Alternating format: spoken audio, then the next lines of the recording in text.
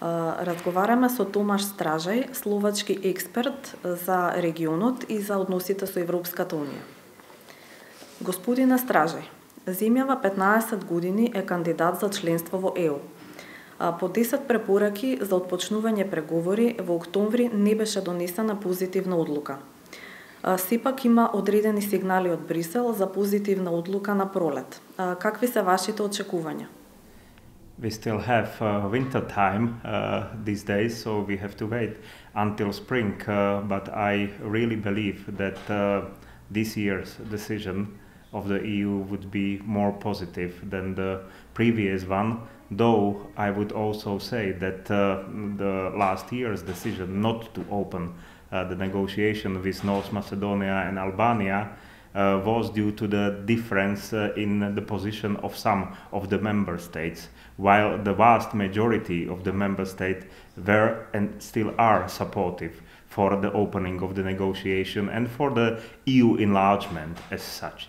So let us believe that this year would bring more positive signal, also because the summit that is going to be the EU summit that is going to be organized by Croatia in Zagreb would be an excellent opportunity to present this new and good message not only to the countries in the region but also to the public around Europe and around the globe.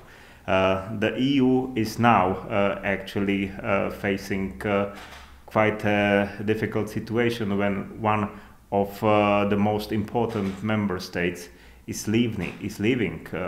So if at the same time, more or less at the same time, the European Union would give the signal that it is open to the countries that are interested to become members, I think this would allow us Europeans, the EU member countries, to swallow this bitter pill of Brexit better than without this positive decision.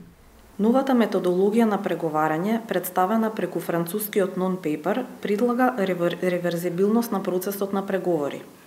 Дали тоа значи дека преговорите би траеле со децении или пак кандидатите во процесот на преговори се подготвуваат за некаков статус на специјални односи со Европската Унија? Well, even nowadays it is difficult how long the negotiation process would last for individual candidate countries. So I don't think that the so-called French proposal is the final one, because there are other competing ideas of some other member states actually that have been more supportive for the enlargement policy and actually the enlargement of the European Union. I think that what is perhaps the most important thing to prepare the capacities in particular countries, we are now speaking about North Macedonia and Albania, to cope with the integration process and with the negotiation process.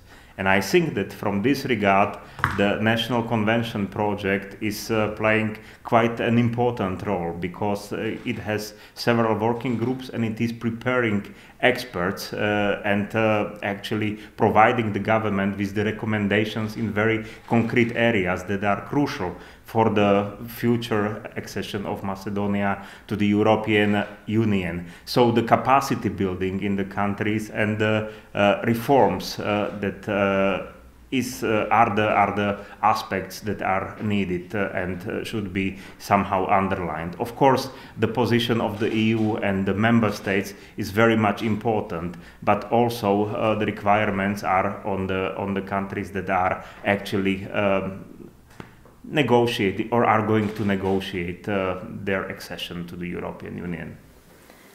На земјава и беше кажано дека испорача се што од неа беше побарано и дека ги исполнува критериумите за членство. Останува уште да се донесе законот за јавно обвинителство, за кој еврокомесарот Вархеи при неговата посета на Скопје минатата недела кажа дека би било добар сигнал да се усвои пред да се распушти сегашниот парламентарен состав. Кое е вашето мислење? Каде земјата во иднина треба да се фокусира и кои се слабите точки на кои што треба да поработи? Well, I would say that the chapters 23 and 24, under which also this requirement is included, are crucial for the future development of each of the countries in the region, and that's why the EU is paying really the attention, very much attention, on the progress in this particular area.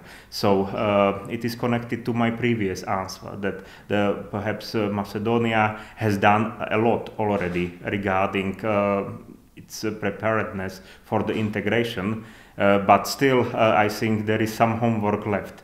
And I think that the sooner this homework is made, the better. So if the current parliament manages to adopt this legislation before the election, that would be a good signal for the EU countries, even the ones who are, so to say, more skeptical than the ones who are very passionate supporters of EU enlargement, to support the idea of opening of the negotiations.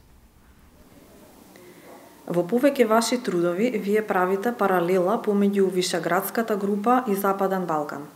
Дали иницијативата за формирање на мини Шенген е добра идеја и што би можело тоа да му донесе позитивно на регионот, а што би можеле да бидат евентуалните ризици?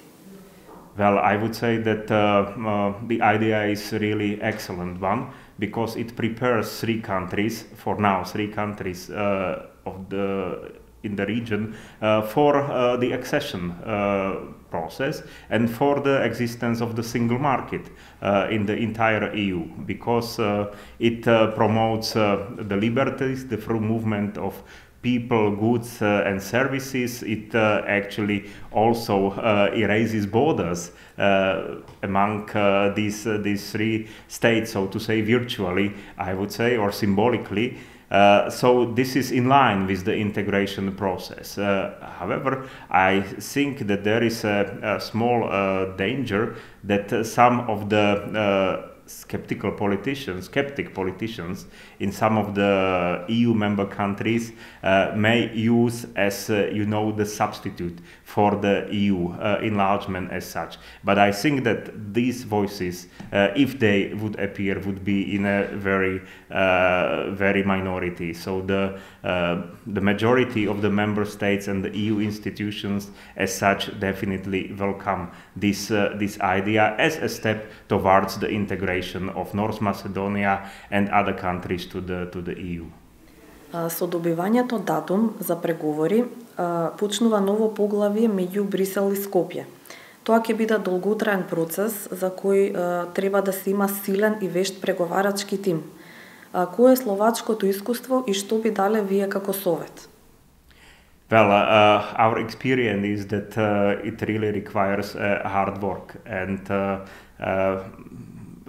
the requirements are quite high, and also the number of chapters is higher in case of today's candidate and potential candidate countries than it was back in 2004 and before, when Slovakia and other Central European countries joined the EU. So I think that the building of capacities, expert capacities, is a permanent process, and you cannot give up on the day of opening of negotiations, or even after joining the EU, because the EU comes with new legislation more or less every day, and the member states need to be prepared to adopt the legislation, but also to have their own country positions that need to be based on the real expertise. So the local expertise is really needed, I would say.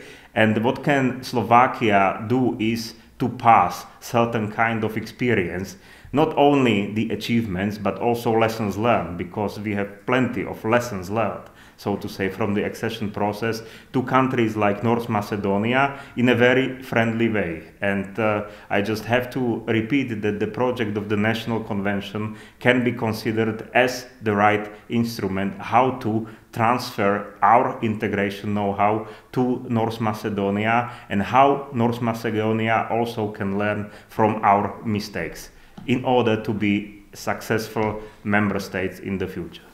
Господине Стражај, благодарам што прифативте да дадете интервју за Медиумската информативна агенција. Thank you very much for the invitation.